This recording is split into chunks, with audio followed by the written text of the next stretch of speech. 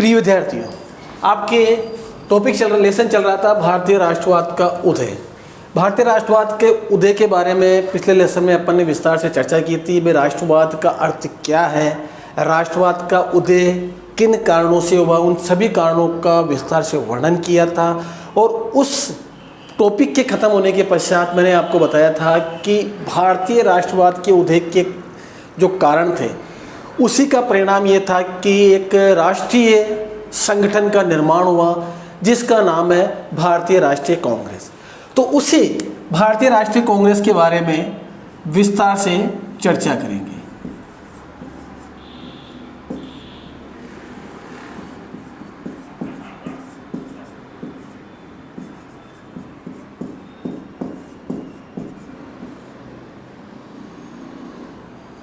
भारतीय राष्ट्रीय कांग्रेस, इसे शॉर्ट रूप में अपन INC भी कह सकते हैं।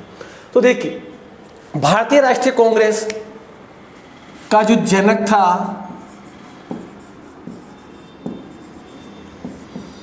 एलन ऑक्टेवियन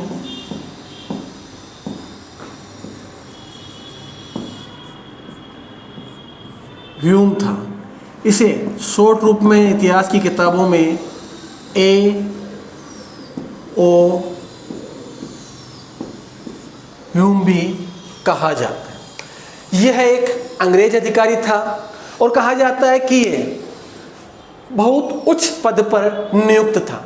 लेकिन जब भारत का जो वायसराय था लॉर्ड लिंटन, उस लिंटन ने क्या किया, इसे पदावनत कर दिया, यानी प्रमोशन की जगह इसका डिमोशन कर दिया था। तो उससे नाराज होकर इसने क्या हुआ, अपने पद से त्यागपत्र दे दिया। और त्यागपत्र देने के पश्चात इसके मन में आया कि कुछ भारतीयों के लिए कुछ करना चाहिए, क्योंकि अंग्रेजों की मैंने सेवा की, लेकिन अंग्रेजों ने मेरे साथ ऐसा बर्ताव किया है। अतः इसके मन में ही कुछ अलग करने की गुजरी और उसी का ही परिणाम था कि भारतीय राष्ट्रीय कांग्रेस की स्थापना एलन ऑक्टेवियन ह्यूम द्वारा की गई। अतः इसे भारतीय राष्ट्रीय कांग्रेस का जनक कहा जाता है। और इसकी स्थापना कब हुई, इस समय था viceroy Lord Dufferin. AO Hume ने वायसराय डफरिन से मुलाकात करने के पश्चात इसने अपनी इच्छा जताई कि मैं भारतीयों के लिए कुछ करना चाहता हूं मैं, और उसके लिए आपकी परमिशन जरूरी है, क्योंकि मालिक था ये भारत का, तो इसकी परमिशन जरूरी थी। अतः इसने भी अपनी नीतियों को, भाई वास्तव में ये जो संस्था का निर्माण कर रहा है, संगठन का निर्माण कर रहा है, अपने लिए फायदा है इसमें, इसने अपना फायदा सोचा और इसने स्वीकृति दे दी। और देखिए, अब अंग्रेजों का जो फायदा था वो फायदा क्या था कि लॉर्ड डफरिन को लग रहा था कि भारतीयों के मन में असंतोष पनप रहा है और फिर ऐसा ना हो कि 1857 जैसी क्रांति की पुनरावृत्ति हो जाए, क्योंकि बड़ी मुश्किल से दमन कर पाए थे अंग्रेज। तो इसने क्या किया, ठीक है, अगर ऐसी संस्था बन जाती है जिसके माध्यम से हमें भारतीयों के मन में क्या चल रहा है, क्या असंतोष है, उसके बारे में जानकारी समय समय पर प्राप्त हो जाए, तो अपने लिए तो श्रेष्ठ है। अपन उन सारी समस्याओं का समाधान तो नहीं करेंगे, लेकिन कुछ अगर उन्हें कोऑपरेट कर देते हैं तो कम से कम असंतोष तो उत्पन्न नहीं होगा। और अगर इस संस्था के द्वारा ही हमें जानकारी प्राप्त हो जाती है तो फिर तो टेंशन ही खत्म। अतः भारतीयों के असंतोष को खत्म करने के लिए लॉर्ड डफरिन ने AO ह्यूम को इसके निर्माण की अनुमति दे दी। अतः AO ह्यूम ने इस भारतीय राष्ट्रीय कांग्रेस यानी अंतर्राष्ट्रीय राष्ट्रीय संगठन का निर्माण किया। और इस राष्ट्रीय संगठन को नाम किसने दिया, यह नाम दिया था दादा भाई नौरोजी ने। यानी संगठन का निर्माण किया एलन ऑक्टेवियन ह्यूम ने। उस संगठन का नाम रखने का श्रेय दिया जाता है दादाभाई नौरोजी को, क्योंकि दादाभाई नौरोजी ने ही भारतीय राष्ट्रीय कांग्रेस नाम सुझाया था। तो अब देखिए, इस की पहली बैठक, ठीक है, सारी प्लानिंग हो गई भाई कि अब इसकी बैठक बुलाई जाए। तो इसकी पहली बैठक बुलाने की तैयारी पूना में की गई थी, लेकिन कहा जाता है कि पूना में उस समय भयंकर बीमारी फैल गई, प्लेग हो गया। तो उस बीमारी से बचने के लिए कि भाई यहाँ बीमारियाँ फैल रही है, अतः यहाँ बैठक पॉसिबल नहीं है, तो पूना से स्थान कैंसिल किया गया। फिर इसकी प्रथम बैठक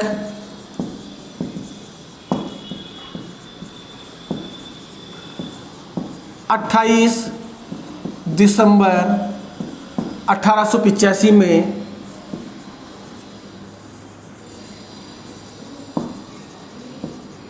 बम्बई में, कहाँ, गोकुलदास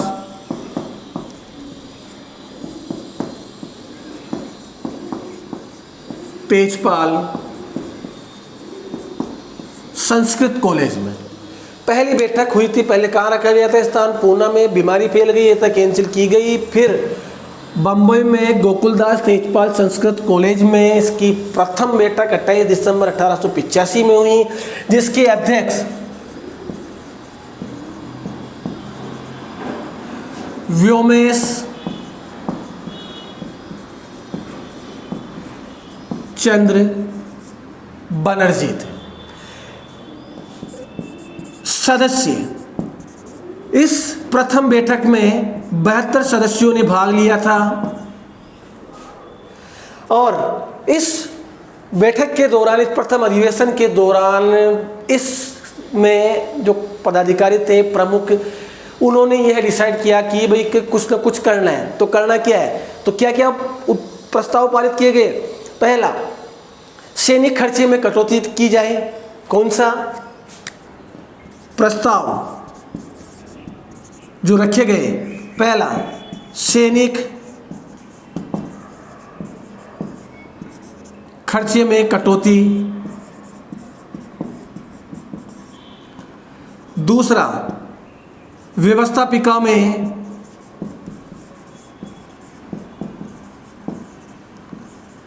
भारतीयों की संख्या बढ़ाई जाए।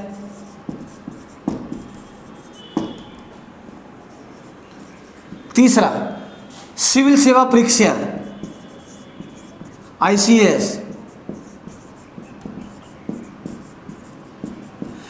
ब्रिटेन व भारत में दोनों ही जगह साथ हो।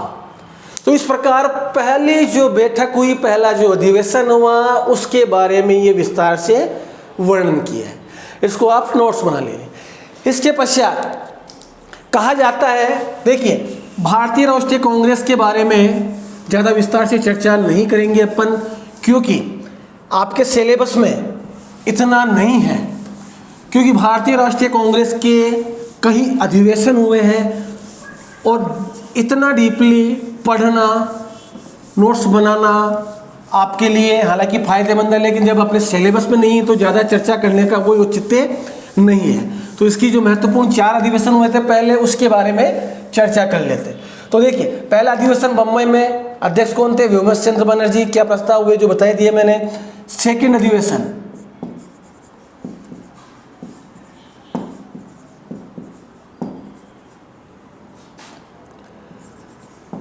कलकत्ता में हुआ। अध्यक्षता किसने की थी? दादा भाई नौरोजी ने। तीसरा अधिवेशन मद्रास में, अध्यक्षता किसने की थी? बदरुद्दीन तैयब जी, पहले मुस्लिम। चौथा, इलाहाबाद में किसने अधिवेशन की थी? अध्यक्षता जॉर्ज यूल, यानी पहले अंग्रेज जिन्होंने राष्ट्रीय कांग्रेस की अध्यक्षता की। ये हुई थी 1886, ये 1887 ईस्वी और ये 1888 ईस्वी। ये प्रथम 4 अधिवेशन के बारे में बता दिया है। इस राष्ट्रीय कांग्रेस के बारे में इतना ही आगे अध्ययन हम नहीं करेंगे। अब नेक्स्ट जो अपने टॉपिक आता है वो है उदारवादी व उग्रवादी। तो उदारवादी व उग्रवादी के बारे में ही नेक्स्ट टॉपिक लेते हैं अपन।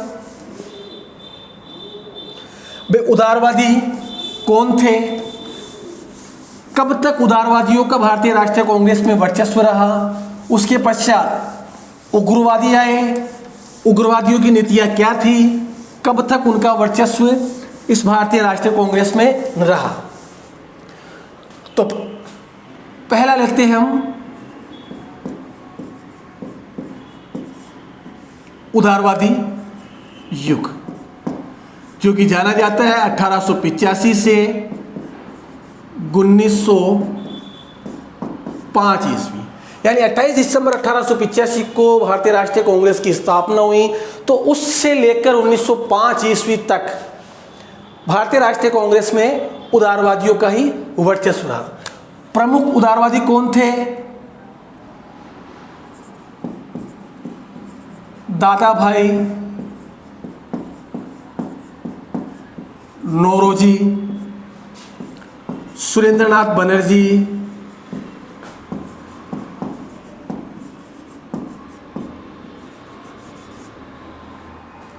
आदि, फिरोज शाह मेहता वगैरह जो भी आदि।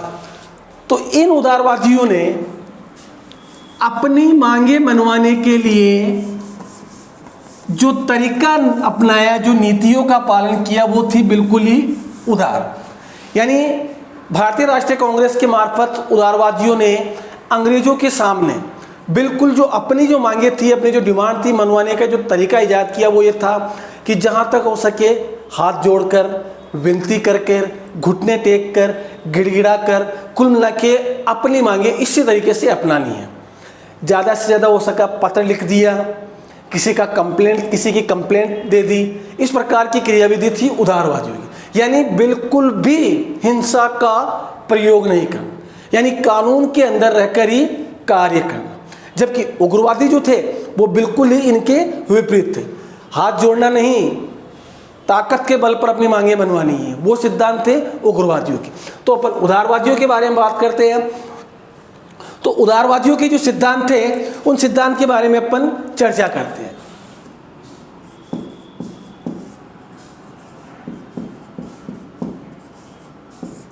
उदारवादियों के सिद्धांत, पहला तो है ब्रिटिश साम्राज्य के प्रति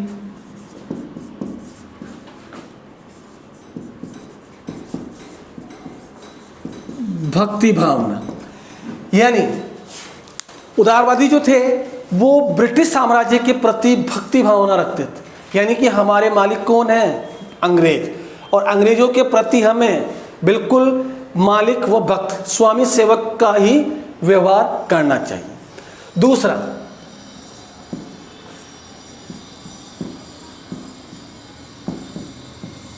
क्रमिक सुधारों में विश्वास।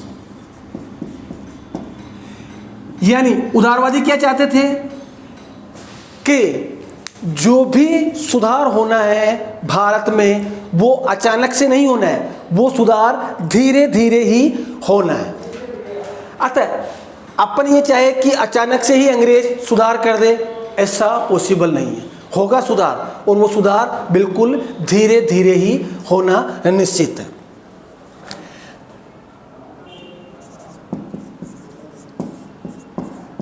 ब्रिटेन के साथ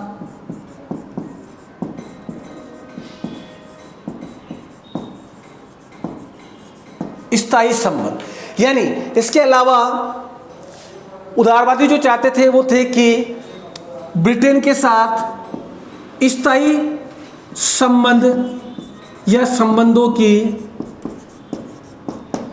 स्थापना होनी चाहिए। ऐसा ना हो कि अपन सुधार करना ना चाहे या कुछ भी परिवर्तन लाना चाहे और अंग्रेजों के साथ हमारा संबंध समाप्त हो जाए। अतः वो अंग्रेजों के साथ भी स्थायी संबंध रखना चाहते थे। नेक्स्ट है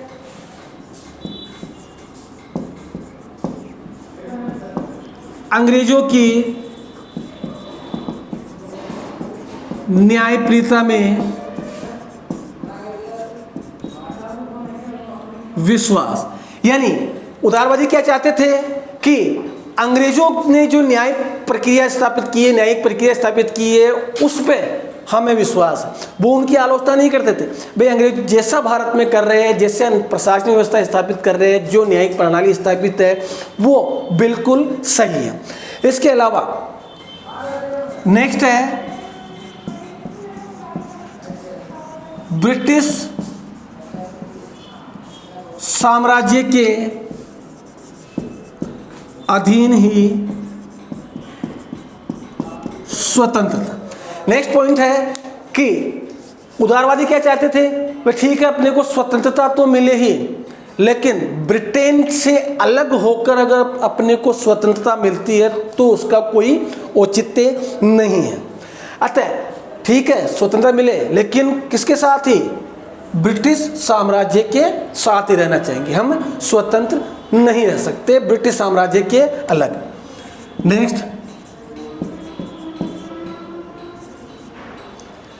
नेक्स्ट पॉइंट है वैधानिक उपायों में विश्वास।